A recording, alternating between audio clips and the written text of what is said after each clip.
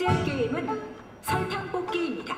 Estoy seguro que lo primero que pensaste cuando viste esta galletita es qué gusto tendrá y la quiero comer. En este video les voy a enseñar cómo prepararla. No es de las recetas más fáciles, pero van a ver que después de un par de intentos sale seguro. Yo soy Federico Quevedo, esto es Fede Cocina y vamos a ver cómo preparar esta galleta.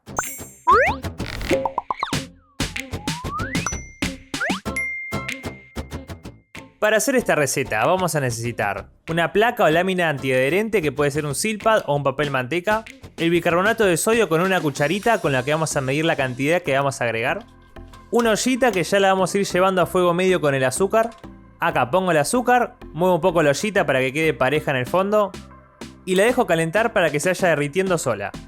Aparte de eso vamos a necesitar una superficie plana, yo voy a usar la base de este molde, y un cortante con la forma que queremos dar. Para que esto no se pegue a nuestra galletita, yo voy a usar aceite en aerosol.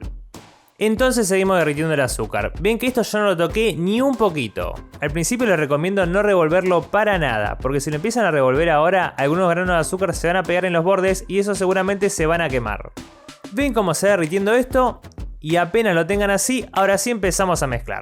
El caramelo es muy fácil que se termine quemando, así que apenas ven que tiene demasiado color, apagan totalmente el fuego y lo siguen cocinando con el calor que ya tiene esto.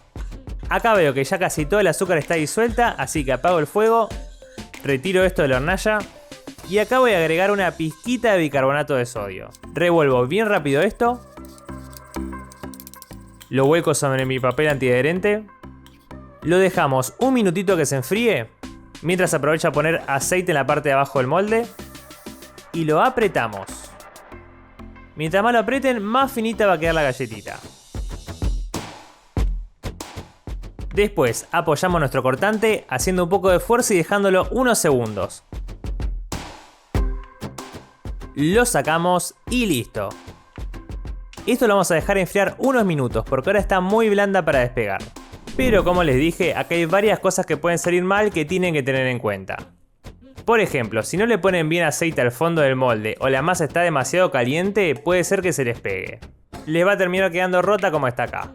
Sin embargo, acá la voy a despegar siempre de abajo para que no se rompa. Y ven que tan mal no está, solamente medio feita. Ven acá como me terminó pasando lo mismo pero muchísimo peor.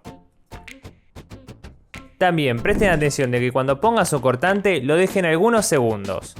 Acá yo lo puse y lo saqué muy rápido y esa marca que dejé se fue yendo. Se terminó notando mucho menos. Y por último lo que les puede pasar es que pongan muy poco o mucho bicarbonato de sodio. Acá yo le puse muy poco y bien que queda mucho más oscuro y sin esas burbujitas que le da el bicarbonato. Esto más que una galletita es prácticamente una placa de caramelo.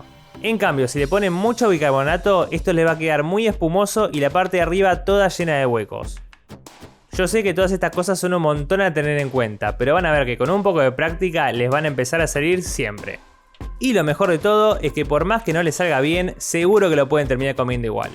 Si te gustó este video te recomiendo mucho que veas mi receta de trufas de chocolate, sin horno.